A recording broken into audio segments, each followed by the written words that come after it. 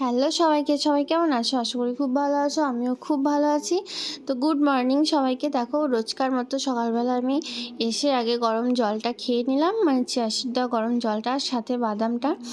তারপরে একদম ব্রেকফাস্ট করে সোজা চলে এসেছি হচ্ছে রান্নাঘরে। আর আজকে রান্না হবে হচ্ছে, আজ যেহেতু সানডে তো রান্না হবে বাসন্তী পোলাও আর চিকেন কষা। তো এদিকে দেখো আমি চিকেন কষাটা বসিয়ে দিয়েছিলাম, মানে চিকেন কষাটা আমার হয়ে গেছে, তো সেটাকে নামিয়ে নিচ্ছি। আর ফুল ভিডিওটা তো এই 60 সেকেন্ডে শেয়ার করা যাবে না, সেজন্য ফুল রেসিপিটা আমি দিইনি।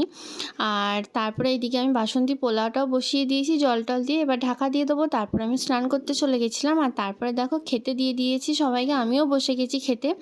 তো ভিডিওটা তোমাদের কেমন লাগলো অবশ্যই জানিও। আর যদি ভালো লেগে থাকে তো অবশ্যই চ্যানেলটা সাবস্ক্রাইব করে দিও, আর ফেসবুকে দেখলে পেজটা ফলো করে দিও, লাইক শেয়ার কমেন্ট করতে কিন্তু ভুলো না।